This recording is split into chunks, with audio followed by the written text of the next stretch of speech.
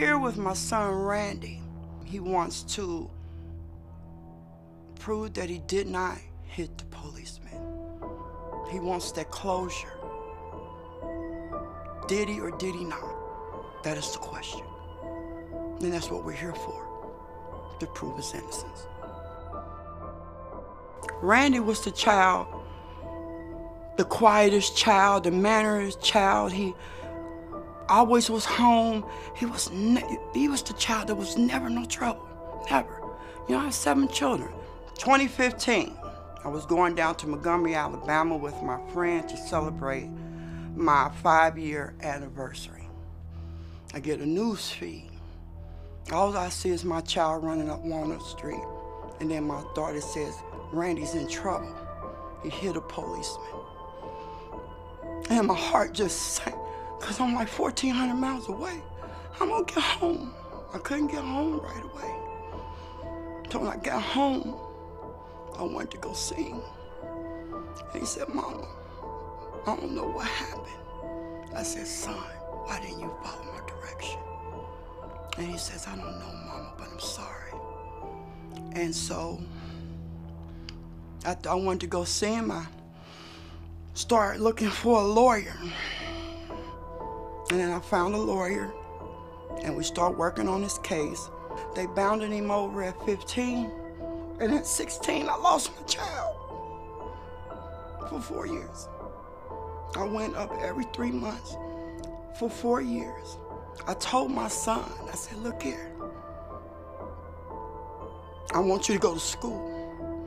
I want you to get your high school diploma. I want you to take every course that they have for the next 4 years. He says, Mama, how am I gonna get any money? I said, don't worry about the money. I said, I'll make sure you have what you need. I said, I want you to get your education and get as much work experience as you possibly can. He got his high school diploma. He got a couple of degrees and some classes. This child did a 980-degree turn from the time he walked in that prison, and he has been phenomenal ever since. He got out of prison. I got him a job. He bought his first car. About a year and a half, he finally moved out, got another job, bought another car, and now he's a father. Randy said, Mom, you want to hear some good news? He said, what do you think the good news is? I said, I don't know, Randy. What's the good news? Tell me. It's a lot of things to be good news. He says, I'm off of parole. I said, you kidding me? He said, yeah, I'm off of parole. I said, you need to call Steve. I said, you want to do this? He said, yeah, Mama. I said, then you need to pick up the phone and make the call. And he did. And we're here. Randy, what happened that night? It was me and a few friends. It was an all-star game that night. It was 4th of July. So we already knew it was going to be a lot of people downtown that night. It was going to be a lot of fun that night. So we just decided just to go hang out. So me and my friends ended up separating, like, as it got closer towards dark. So, like, I'm drunk. Like, of course, I was drinking that night as well. We ended up separating, though. So, like, I was by myself. Next time I seen one of my friends, he ended up getting tased that night by a cop. So that's where the situation escalated. Like, that's where I got involved. That's where my other friends got involved. Now, the situation after my friend got tased, I was with my other friends, like the friends I came down there with that night. They was getting rowdy with the police. I seen them get into a confrontation with the police. So me, being myself, I tried to stop one of my friends from going any further with escalating with the police. I was pushing my friend back, like I was pushing him back, like I'm telling him to stop, I was forcibly pushing him back. In the midst of me trying to get him to stop, I ended up grabbing him, like I bear hug grabbed him. And then all of a sudden I just feel another presence on me, like, and it was a cop. If I can explain the situation, it was like he moved me out the way, took him to the ground, but I'm still standing here. And in that midst of time, I seen a punch just fly across my knees and straight to the cop's face. The guy dipped off, so I'm literally the only person standing here. And when the cop looked up, my body just reacted. It reacted on its own. And I end up running. And as I was running, I end up stumbling a little bit. I ran around a car, and I end up running down the street. And then as I'm running down the street, I end up running into another cop. The cop was confused, it was a lot going on that night. Like, he didn't know what was going on, the other cop, but as the cop that was chasing me told the cop to hold me, I end up getting taken to the ground. And then at that moment, they put me in handcuffs. And then he pressed charges on me that night. The police officer? Yes, he pressed charges on me that night. Because he thinks that you hit him. He thinks that I hit him. The next day, I went to court. I think it was the... And are you in lockup all night? At the time, I was in juvenile detention. I didn't think I was in that much trouble. I even explained to my lawyer, she was trying, the lady, she was trying to, she was trying to find evidence for me to prove my name for me. But in the beginning, she told me about the bind over hearing, where they can bind you over and charge you as an adult. So in my mind, I'm thinking what? What is that? I never heard of no such thing as a bind over hearing, where you can charge a kid as an adult. But so they ended up charging you as an adult? Yes. And so did you ever get released from custody? I never got released after I got locked up. So you're in custody. How long did it take before you were in front of a judge, sentenced? It took about 5 months. So you're in custody as a 15-year-old. Your summer's ruined. You're supposed to go back to school. You're still in jail. Yes. Right? You plead guilty, right? Yes. Why did you plead guilty? I was scared. I was yeah, but scared. Isn't somebody advising you, a lawyer, family member? No. Nobody said, hey, you need to fight this? No, my lawyer, they did nothing for me. My mom even paid for a lawyer. The lawyer never even came to speak to me. So this isn't a public defender. This is... in the beginning, when I was in juvenile, right. It was a but public then your defender. mom hired a regular lawyer. When I got winded over and charged as an adult, she hired me a lawyer because when I first got charged, it was just assault on a police officer. Right. When I got binded over, I got charged with 5 to 6 more charges. Were they all felony counts? Yes. So you were facing serious time. I was facing a lot of time. 6 rounds. So when you get there and you plead guilty because your lawyer's saying, plead, and you're 15 years old. So the lawyer that my mom paid for, I never spoke to the guy till he came in with a plea deal. I never spoke to him. What was the plea deal? 4 years. Hey, Steve. Hey, Mariah. I mean, this is a story that, when you hear it, and like I was even saying to Randy, even if, he's saying he didn't punch that cop, he got caught up in some friends that were acting crazy. But I'm saying, let's say he did punch the cop. Mm-hmm. What the hell why are they putting this kid in jail for 4 years for? Right, that's a tragedy. I don't understand it either. He's a really, really good father. He's very hands-on. He helps when he can, when he's not at work. He makes sure he spends time with the baby. It's a blessing. I'm so blessed to have him.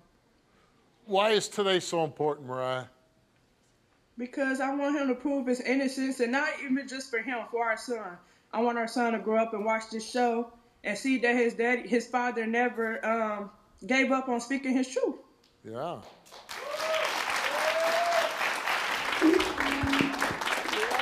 I love you too, Mom. No matter what happens, whether you did or you didn't do it, I love you. You're my son. I would have fought for you, and I did. I want you to be able to move on. Whatever this is, whatever it is. I'm sorry for having to put you through everything like that. Having you have to walk by me every step of the way through it. I'm sorry. I'm so sorry. This kid done everything that I asked him to do.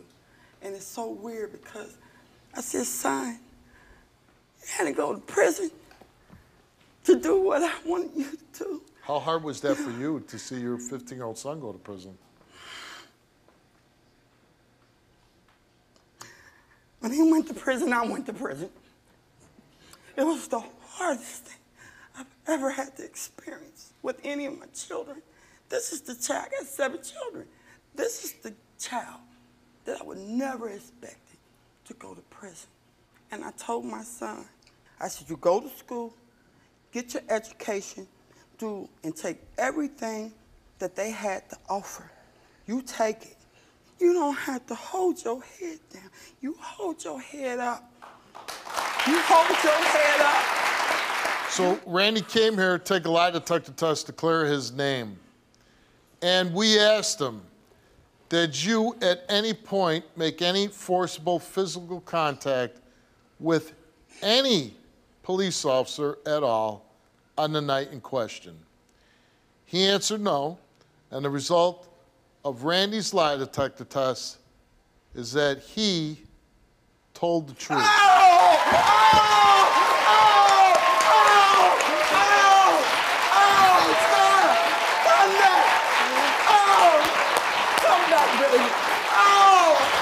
God, I ain't happy all my life. If I really say I wanted to feel, man, I got so much anger in me right now. Ain't nobody believe me. Nobody believed me. Not even my own mama. I did everything I could. Yeah, I didn't. And I'm going to say this.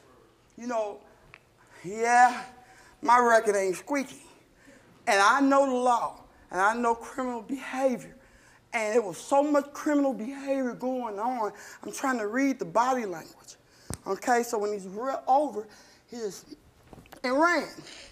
I said, son, I wouldn't want to put that video for a juror to give you. And that was kind of what led to the pleading guilty kind of thing. Again, I can't believe a 15-year-old for this. Like, you know, if you're a 15-year-old and you take a gun and you shoot somebody, I believe you should be tried as an adult.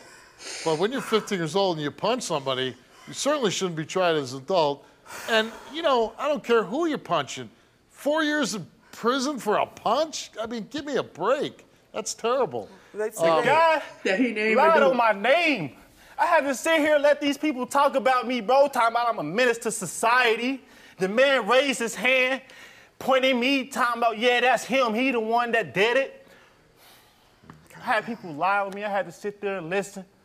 I couldn't, I felt like trying to scream for help in a soundproof cell. Can't nobody hear you. Could nobody hear me? I feel like I can't trust people, so I'm always at home. It's just hard, like, it's hard. You know, and I'll say this, I'm glad that you were able to come here today and take this test and clear your name with what happened. And I don't think there's any kind of magic bullet that's going to make a lot of this anger and the way you feel go away. But like with anything in life, you do have good things to focus on, like Mariah, like your little boy. And I think if you spend a lot of time, and that's the great thing about having kids, because if you don't have kids, you spend a lot of time looking at yourself. But if you have kids, instead of looking at yourself, you start looking at them. And that's where your focus has got to be. And I hope that helps. I want to thank you for coming on the show. Thank you. I hope this helps you. I really do. Good luck. Thank you for helping. I called you, Steve, for help because I watch your show all the time. Somebody's going to watch this and say, you know what? She was brave enough to do that. I can do that too.